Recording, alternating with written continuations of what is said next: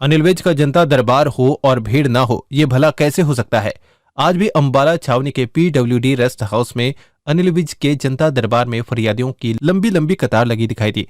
हर किसी को ये विश्वास था कि विज उनकी फरियाद सुनेंगे और उनकी समस्या का समाधान मौके पर कर देंगे।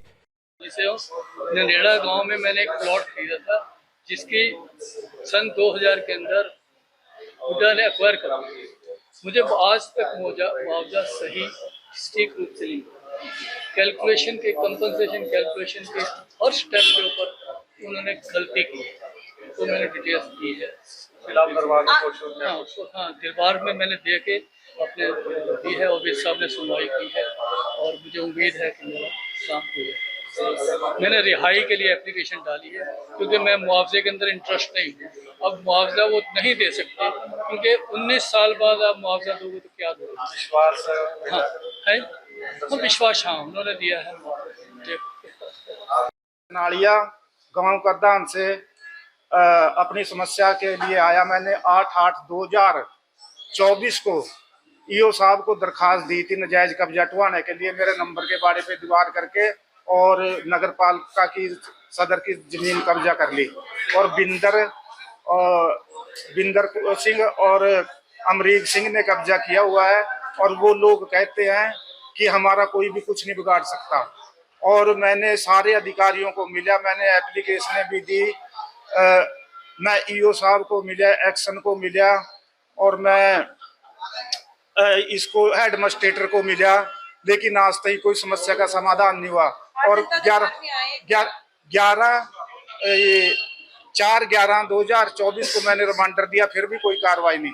और आज मैं दरबार में आया, मुझे पूरा मैं संतुष्ट हूँ कि वी साहब अकेले ऐसे मंत्री हैं जो खुला दरबार लगाते हैं और अपने एरिया में जो विकास के काम भी साहब ने किए ऐसे आज तक किसी ने नहीं किए।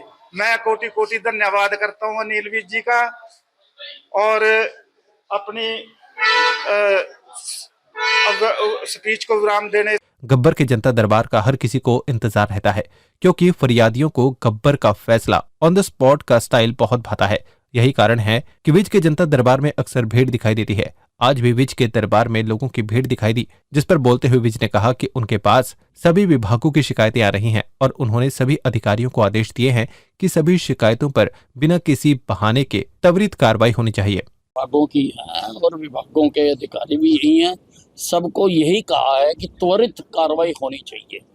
या जो यहाँ दिया जा रहा है उसमें कोई हिलडुल नहीं, कोई वो नहीं कि भाई ये था या वो था, ताकि लोगों को जल्दी इंसाफ मिल सके।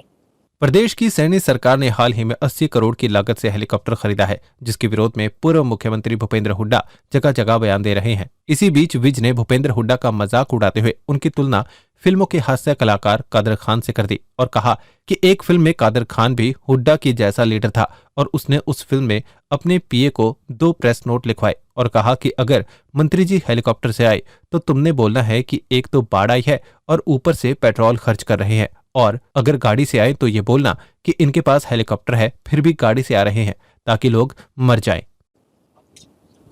भूपेंद्र सिंह हुड्डा जो है वो बार बार आपत्ति जता रहे हैं कि पहले ही जो है प्रदेश के ऊपर काफी कर्जा है, ऊपर से सरकार और कर्जे में डुबा रही है। एक पिक्चर आई थी उसमें कादर खान था, वो भी हुड्डा जी जैसा लीडर था, तो उसने अपने पीए को 2 प्रेस नोट लिखवाए थे। उसने कहा अगर मंत्री जी हेलीकॉप्टर से आए तो तूने कहना एक बाढ़ आई हुई है, दूसरा देखो ये पेट्रोल खर्च कर रहे हैं, और अगर वो गाड़ी से आए तो तूने ये कहना है कि देखो इनके पास हेलीकॉप्टर है और फिर भी आस्ता आस्ता आ रहे हैं गाड़ी में ताकि जाते तक लोग मर आ जाएं। तो वही हाल उठा साहब। हुड्डा ने अपने बयान में कहा था कि अपराधी बेखौफ होकर अपराध कर रहे हैं और सरकार सो रही है, जिस पर भी विज ने प्रतिक्रिया दी।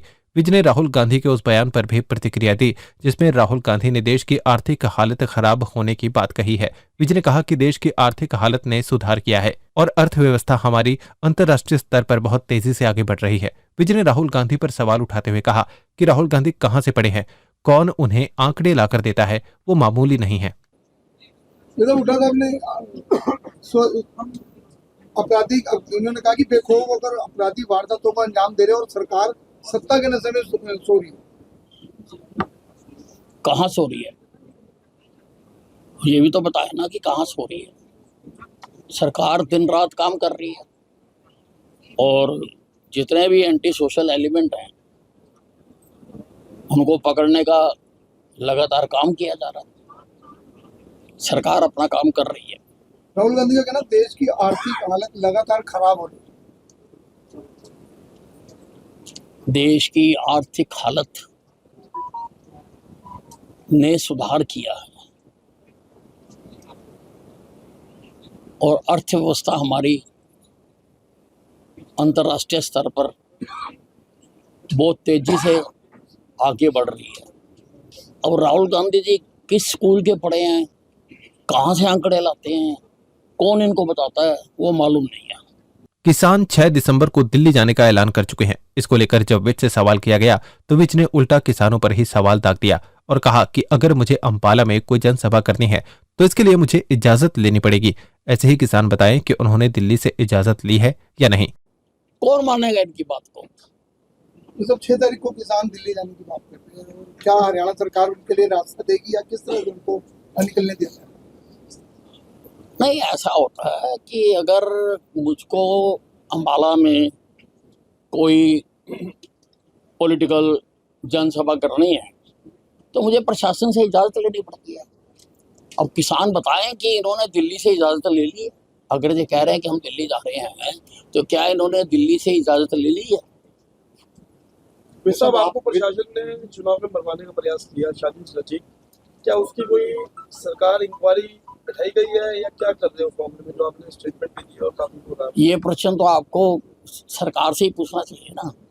मैं ही कंप्लेनेंट हूँ और मेरे से ही पूछ रहे हो। आपके संज्ञान में मतलब ऐसा कुछ? नहीं, मेरी जानकारी में कुछ नहीं। सर, हिमाचल में